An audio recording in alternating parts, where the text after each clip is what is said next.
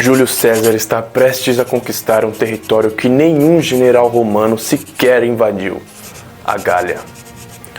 Uma a uma das tribos celtas estão sendo derrotadas pelas legiões romanas do general, sobrando apenas um dos líderes dos gauleses, Vercingetorix.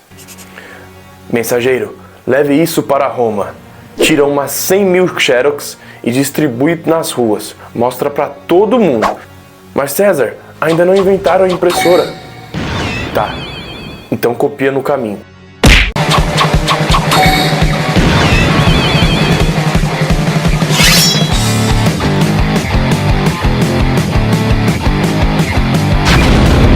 Uns foram czar, outros foram Kaiser, mas ele foi César, o primeiro deles.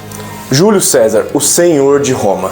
E nesse vídeo veremos sua fantástica história, desde seu nascimento, sua ascensão no Senado romano, sua participação nas guerras contra o gladiador Espartacus e principalmente suas campanhas na Gália, que deram a Roma todo o território da França, Bélgica, Holanda, Suíça e também um pouco da Inglaterra.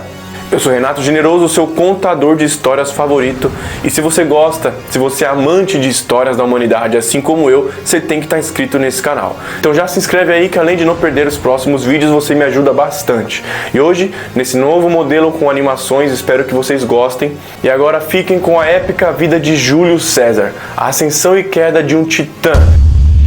Para falar de César, temos que falar um pouco da história do Império Romano, um dos maiores que o mundo já viu. César nasceu no ano de 100 a.C. Roma, nessa época, ainda não era um império, mas sim uma república, que quem mandava era o Senado romano. Então eram os senadores quem mandavam em tudo, e os mais ricos tinham o seu próprio exército. Então quem tinha mais dinheiro tinha mais exércitos, e assim tinha mais influência nas pessoas. Caius Iulius Caesar, ou Caio Júlio César, nasce de uma família rica. Ele era um patrício romano, filho de um senador. Porém, depois do seu pai escolher o lado perdedor em uma guerra entre senadores romanos, sua família perde todo o seu respeito e ele a sua herança. Mas ele era um moleque ambicioso e queria ser adorado pelo povo, ser famoso, ser querido. E a forma que ele viu de conseguir fazer isso era entrando no exército, se tornando um famoso e grandioso militar. Ele então entra pro exército na legião de um senador e general romano chamado Crasso. Nessa época em que César estava no exército de Crasso, ele ajuda a vencer a guerra contra os escravos, liderados por Espartacus, o gladiador, que liderou uma revolta contra toda a Roma. E assim, aos poucos, ele cria uma amizade e se alia a Crasso, se tornando grandes amigos e companheiros. Crasso, junto com outro homem, outro senador chamado Pompeu, eram os mais poderosos da época de Roma, tanto em riqueza quanto em terras e exércitos, e principalmente eram dois senadores que tinham o apoio de outros senadores. Então, uns senadores apoiavam as ideias de Crasso e outros apoiadores apoiavam as ideias de Pompeu. Eram os puxa-sacos da época. Mas ambos queriam se tornar líder do Senado, o cônsul, que era o título de líder que tinha o maior voto do Senado. Porém, eles viviam em brigas, brigando no Senado, porque um queria que suas leis fossem aprovadas, enquanto o outro brigava por seus interesses. Por isso, as decisões do Senado ficavam sempre divididas entre Crasso e Pompeu. Júlio César, além de um grande guerreiro, era um cara muito inteligente. O 171 dele era forte. César chama os dois para conversar e fala assim: seguinte, meus queridos, se vocês continuarem com essas briguinhas aí, vocês não vão arrumar nada. Vocês têm que se unir para que as leis de vocês dois sejam aprovadas. Vão ser inteligentes. Porém, como nem você, Crasso, nem você, Pompeu, pode se tornar cônsul, falem com os senadores que apoiam vocês e me elegem como líder do Senado. Me elegem como cônsul. E assim eu garanto que aprovo as leis dos dois e todo mundo fica feliz. Pra mim é pouco. Tá bom, aprovo suas leis e te dou a mão da minha filha em casamento. Justo. César é eleito como cônsul sênior da República de Roma pela Assembleia das Centúrias. Nisso se forma a aliança mais poderosa de toda Roma, o Triunvirato. Júlio César agora é aliado dos dois homens mais poderosos da nação. E assim ele começa a ficar poderoso também, conhecido, famoso, com terras e com dinheiro. Mas não demorou muito até que Crasso e Pompeu se sentissem ameaçados com a fama de César, e então decidem tirar ele do cargo de cônsul, e como os dois tinham seus apoiadores, era só escolher trocar o cônsul e os senadores iriam voltar e pronto, sem dificuldade. Olha César, não leva a mal não, você já tá rico, famoso, só que você já tá arrumando vários inimigos aí, cara, já tem gente te odiando no Senado, mas como a gente gosta de você, a gente vai te tirar do cargo, mas vamos te dar um título de governador. Você pode escolher alguma província para você comandar, beleza? César fica maluco, irado, revoltado, mas depois encara seu destino e procura entender como iria lidar com a situação. Percebe então que a única forma dele conseguir a fama, poder e voltar ao cargo de líder do Senado era se tornando um conquistador militar, conquistando novas terras. E ele percebeu que como governador ele ganharia o direito de liderar exército. E assim, ele aceita o título de governador, ganha 4 legiões de exército. A Legião Romana era a mais poderosa máquina de guerra da antiguidade. Juntas tinham 20.000 homens só para ele. E ele era ousado, decide invadir uma região que nenhum outro general romano jamais ousou invadir: a Gália. A região dos celtas gauleses, que hoje é a França, Suíça, Bélgica e também parte da Holanda. Porém, para algum romano invadir um território e começar uma guerra, precisava da permissão do Senado. E adivinha só, isso era impossível. Então, em 58 a.C., César invade a Gália sem pedir para o Senado, algo que era um crime com pena de morte, mostrando o tamanho de sua ambição.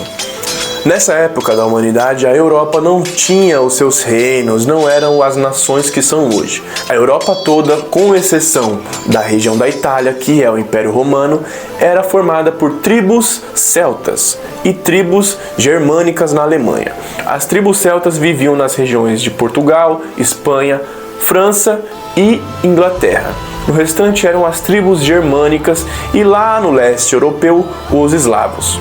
Em 2 anos depois, 56 a.C., já tinha conquistado quase toda a França de hoje. Então César começa a anunciar suas conquistas para Roma através de cartas, mostrando que ele estava conquistando terras que nenhum general tinha pisado antes. César começa a ficar famoso lá em Roma, com mais terras, soldados queriam se unir a ele, ele estava virando uma lenda. Onde ele passava, se tinha alguns soldados romanos, os soldados queriam entrar em seu exército, porque queriam lutar com ele para engrandecer o seu próprio nome por lutar ao lado de César. E o Senado cada vez mais ficava preocupado com o exército que ele estava montando e principalmente com a sua popularidade. A guerra na Gália dura 8 anos. Teve algumas dificuldades, principalmente com um dos líderes gauleses chamado Vercingetorix, mas conquista toda a Gália, invade a Inglaterra, faz alianças, invade a Germânia, mas decide frear seus esforços e voltar para Roma, quando descobre que seu ex-amigo e agora rival Crasso tinha morrido. Com a morte de Crasso, Pompeu se torna cônsul do Senado em Roma. Enquanto isso, César manda mensageiros avisarem o povo romano que ele tinha vencido na Gália e que iria voltar. Pompeu e o Senado entram em choque, com medo do que César poderiam fazer. César decidiu, sem a permissão do Senado, entrar em uma guerra, matou gente inocente, causou a morte de soldados romanos e, principalmente, ele é uma ameaça para a República de Roma. Eu reivindico as terras que César conquistou e convoco sua presença a Roma sem seu exército, para que ele seja julgado e condenado. César então recebe a notícia do Senado de Roma, onde ele era intimado a prestar contas ao Senado e desmobilizar seu exército, ser julgado sozinho pelo Senado romano.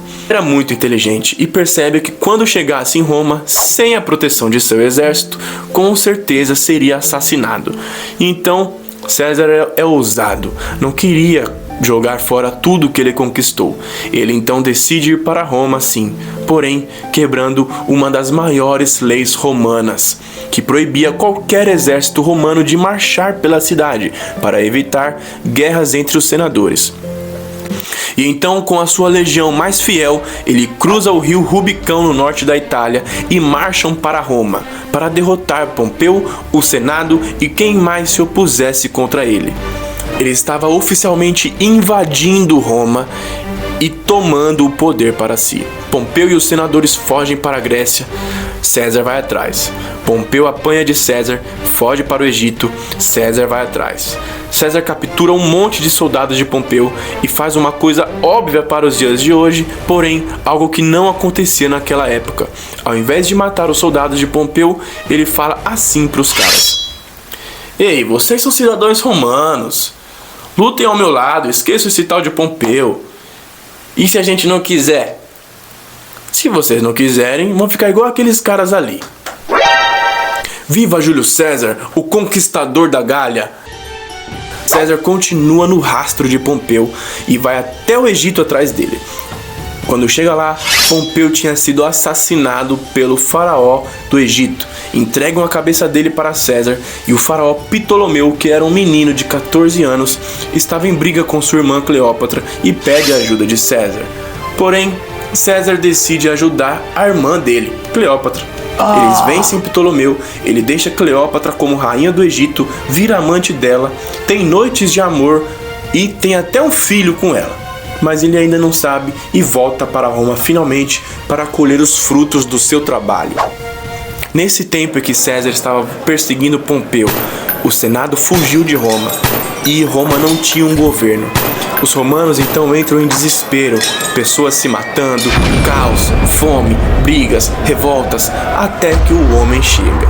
Ele, o Senhor de Roma, o todo-poderoso Júlio César, perdoa todos os senadores que foram contra ele, porque ele precisava de ajuda para fazer valer as suas leis.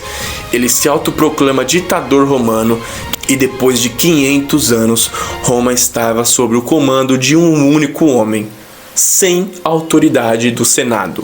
Ele, Júlio César. Ele começa arrumando toda a zona de Roma, dá comida ao povo, dá trabalho às pessoas, constrói arenas de gladiadores para deixar o povo feliz. Aliás, como era assistir uma batalha no Coliseu, hein? Um dos meus professores, Thiago Braga, fez um vídeo explicando isso no canal dele, Brasão de Armas. Então, corre lá para ver que é muito top, ele manja demais. Com isso, ele é amado e adorado pelos romanos. Muda o calendário romano, ajustando ele ao calendário que nós usamos até hoje, com os signos, os meses e os dias. Ele não liga mais para os senadores, começa a decidir tudo sozinho e os senadores começam a ficar com ódio de César, obviamente. Os senadores morriam de medo dele se proclamar rei. Isso não acontecia há 500 anos. Há 500 anos que Roma era governada por senadores, por um monte de gente, e agora estava nas mãos de um só homem. E por isso, em 44 a.C., em uma reunião no Senado, César foi assassinado e esfaqueado por todos os senadores até a morte. Porém, Roma nunca mais foi a mesma. A república nunca mais funcionou e 20 anos depois, seu sobrinho Otaviano se tornaria o primeiro imperador de Roma, unificando todo o exército sob o comando de um só homem, e o começo do Império Romano, que durou dali ainda mais de 500 anos até 476 d.C., quando é derrubado pelas invasões dos povos bárbaros germânicos. Só que isso, minha gente, é assunto para outro vídeo, não cabe aqui.